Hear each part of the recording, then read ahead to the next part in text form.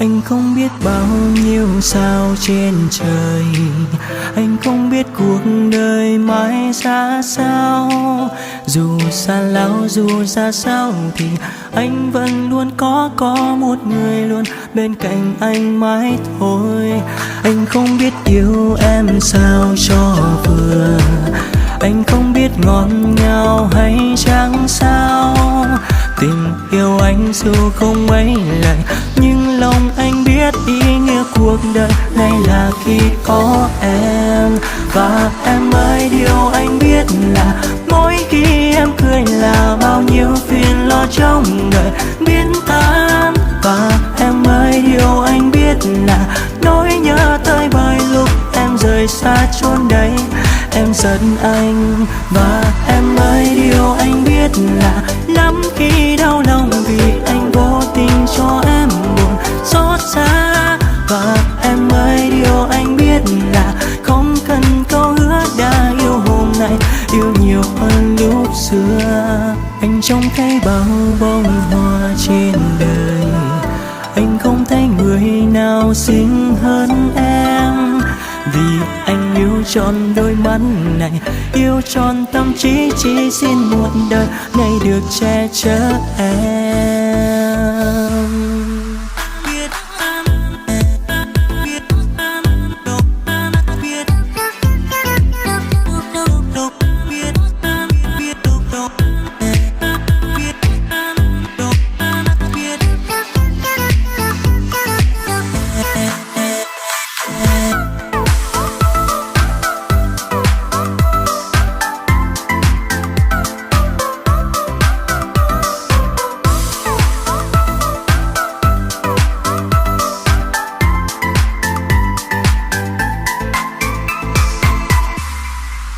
Anh không biết bao nhiêu sao trên trời, anh không biết cuộc đời mãi ra sao.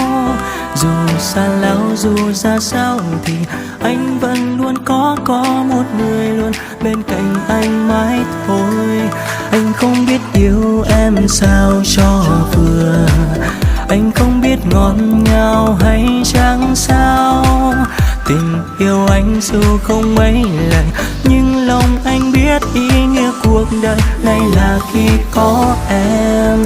Và em ơi, điều anh biết là mỗi khi em cười là bao nhiêu phiền lo trong đời biến tan. Và em ơi, điều anh biết là nỗi nhớ tới bởi lúc em rời xa chốn đây em giận anh. Và em ơi, điều anh biết là lắm khi đau lòng vì anh vô tình cho em buồn xót xa. Và em ơi, điều anh biết là không cần câu hứa đã yêu hôm nay yêu nhiều hơn lúc xưa. Và em ơi, điều anh biết là mỗi khi em cười là bao nhiêu phiền lo trong đời biến tan. Và em ơi, điều anh biết là nỗi nhớ tới bởi lúc em rời xa chốn đây em giận anh. Và em ơi, điều anh biết là lắm khi đau lòng vì anh vô tình cho em buồn xót xa.